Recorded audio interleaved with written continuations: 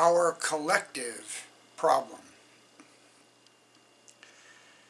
Now as Jesus passed by, he saw a man who was blind from birth. And his disciples asked him, saying, Rabbi, who sinned, this man or his parents, that he was born blind?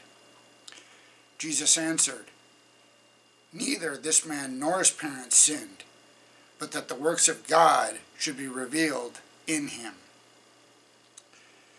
John 9, first 3 verses.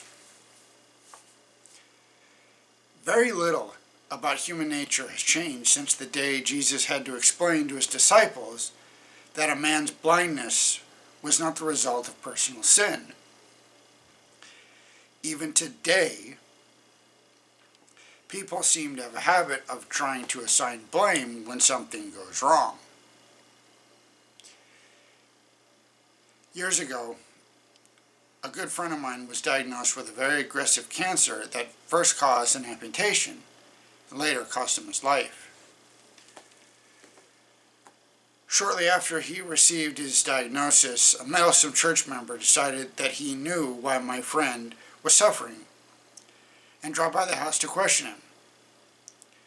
You ate cheese, didn't you? It was an absurd suggestion. Every day, millions upon millions of people eat cheese without contracting a lethal disease. The visitor, like the disciples, had assumed that the illness must somehow be the fault of the sufferer. And since my friend's life was exemplary, he narrowed down his options to the occasional consumption of cheese. Needless to say, my friend's wife was suddenly possessed of a strong desire to physically remove the meddler from the house. One of the worst things you can do when someone is suffering is to suggest that it must be self-inflicted.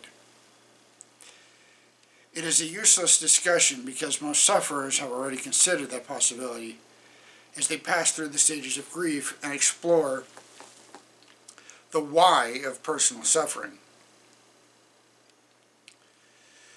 About all you can accomplish by suggesting fault, usually from the position of ignorance. Oh boy, have I seen that. Is to, of course, make their suffering worse. Rabbi, who sinned that this man should be born blind? The disciples asked. Was it him or his parents? To be sure, suffering is the result of human sin, but that is true in the collective sense. Our well-being as a race has been compromised through sin and rebellion. Our systemic disconnect from the Creator has resulted in brokenness. In that sense, we are as much at fault for someone's suffering as the sufferer. This is our problem. Not any single individuals, and even the best among us, eventually succumb to disease. It would be so much more constructive to take the approach of Jesus and look at someone's suffering as an opportunity to demonstrate God's intention to restore wholeness and to do what you can to share the burden and alleviate suffering.